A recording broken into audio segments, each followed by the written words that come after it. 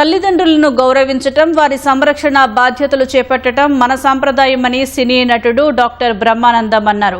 దశాబ్ద కాలంగా ప్రశాంత్ రెడ్డి స్థాపనలో వయోధికుల సంరక్షణ బాధ్యతలు చేపడుతున్న అన్వయ సంస్థ కృతజ్ఞ పేరుతో హైదరాబాద్ అమీర్పేటలో నిర్వహించిన 10వ వార్షికోత్సవంలో పాల్గొన్నారు. మారుతున్న పరిస్థితుల్లో అన్వయ వంటి సంస్థలు వృద్ధాప్యంలో ఉన్న తల్లిదండ్రులను తమ హక్కును చేర్చుకుని అన్ని విధాలుగా వారి బాధ్యతలు స్వీకరిస్తుండటం శుభపరిణామమన్నారు. ఈ కార్యక్రమంలో దేశం కోసం తమ త్యాగాలు చేసి గ్యాలంటరీ అవార్డులు పొందిన వారి కుటుంబ సభ్యులతో పాటు పద్మశ్రీ అవార్డులు అందుకున్న డాక్టర్ ఎల్లా వెంకటేశ్వరరావు, దర్శనం మొగిలియ్య తదితరులకు ఘన సన్మానం జరిగింది.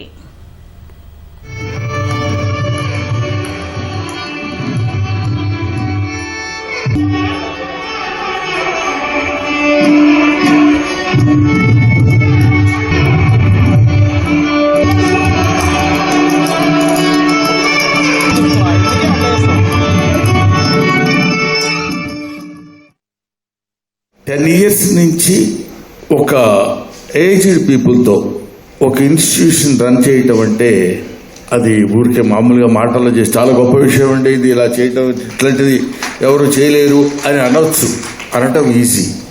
కానీ to put it in practice is a great very difficult thing.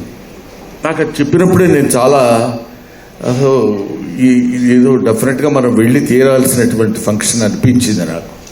ఈ రోజుల్లో ఎల్డర్స్, పెద్దవాళ్ళు, తల్లిదండ్రులు నెగ్లెక్ట్ చేయబడుతున్నారు అని నాకు తెలిసి, నాకున్న నాలెడ్జ్ ప్రకారం నెగ్లెక్ట్ చేయటం పెద్ద పదం.